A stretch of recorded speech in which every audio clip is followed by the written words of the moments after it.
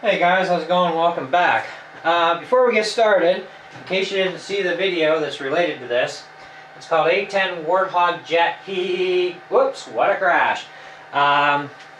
Yesterday we took my A10 Warthog out to fly it for the first official time since I repaired all the damage, well, thought I repaired all the damage from the last owner, and because he had crashed it, and I wanted to get it up in the air and do some flying with it and actually do an intentional crash. I was actually going to spiral dive this thing into the ground from a couple of 100 feet and have some fun and, you know, destroy it, but didn't quite work out the way I'd hoped. I had a very difficult time trying to get this thing up in the air and couldn't figure it out. Thought, okay, well, maybe it's just way too windy, which really, realistically, you shouldn't be flying airplanes in really high winds anyhow. You know, especially these things. I mean, these EPO foam jets, they're not as heavy as a balsa machine with a nitro motor on it, blah blah blah, you know, but they should be able to handle some wind, you know, but I guess 30-40 kilometer an hour wind is way too much. But hey, you gotta try it, right? So anyway, we constantly crashed trying to even hand launch this thing, and we ended up annihilating the plane. It is not repairable.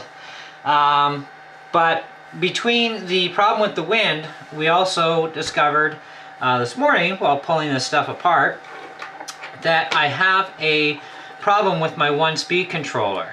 It wasn't kicking the engine on at the exact same time, which really, that didn't seem to bug me so much. I mean, it's only a little extra tick or two, and then the other one would fire, right? But I did a test bringing the throttle all the way up slowly to full throttle and checking the air pressure at the back of each cylinder, and found that I've got a pretty weak left side and the right side is really super strong.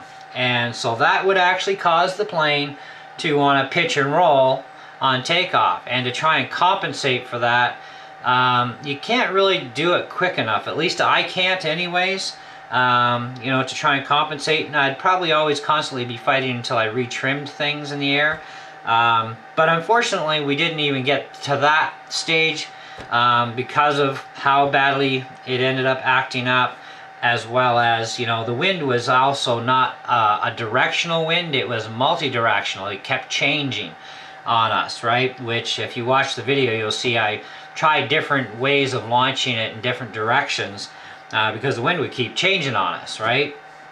And so it never has seen an official real flight, you know, by the first owner or by moi. We don't know when this problem developed with the one speed controller, if it was right from the beginning or, you know, or what. But I mean, I didn't seem to think it was a major concern, but I've also never had any experience flying EDF jets. When I grew up flying planes, it was, you know, nitro planes, elastic band planes, you know, gliders that you just pitched, you know, control line planes that were running nitro engines. Never, we didn't have this brushless motor technology 30 years ago, you know. So this is something even new for me to learn myself. And of course, hey, you do learn. So what I'm going to try is to eliminate where the problem actually is, and I'm going to try and replace my receiver wire on my left engine ESC, and see if that straightens out the problem completely. And if it does, well, then this problem has been there for probably a while. Don't know how long, but it's probably been there for a while, so who knows. I will update when we find the solution for sure, but I wanted to let you guys know what was causing the crash. I figured my skills were rusty, but they're not that bad, you know. I mean, I do fly helicopters and quads all the time, and airplanes are real easy for, you know, generally takeoffs and flying. It's landings that, you know, take a bigger learning curve than anything. Yeah, I definitely found out it wasn't my skill level that was the problem. It was the problem with the plane. So I wanted to let you guys know, you know, a little quick update and a little bit of advice. Number one, do not fly in extremely high winds like I did. That was just stupid, you know, but it was kind of fun stupid. But also do a proper pre-flight check all the time. We just checked out ailerons and the elevator control, and they were all fine. Didn't even dawn on us really to bother with the engines at all, you know, and to see if everything was still copacetic with them. And guess we should have, and we would have avoided the whole mess altogether until repairing the problem. But yeah, stuff happens, and you know, I did actually want to destroy the thing purposely. I wanted to do it at about, you know, 200 feet, come down on a nice spiral dive and just nose plant it into the ground. It still got nose planted, just not the way I'd hoped. But yeah. So, but at least we do have some good parts that are still useful. Motors both survived. For sure one ESC is good. My battery actually is still good. Surprised there was no damage. Just a little scuff mark on the heat shrink tube that's around it, so it didn't actually sustain any damage at all. In fact, it's actually on the charger right now going through a drain cycle and recharge.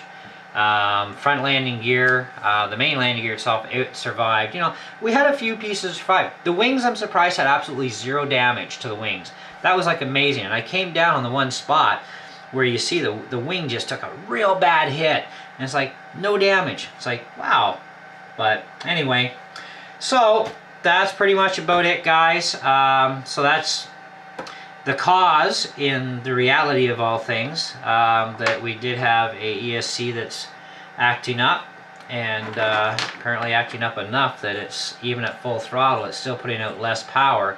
Now I did check the engines by swapping them over, and because I know I have a good speed controller that kicks in right away, and so the engines guaranteed are not an issue. They're both putting out full blast power on the one speed controller. So we have something lacking in the one here, and it's probably lack of signal. You know, so we're going to replace it and see what happens.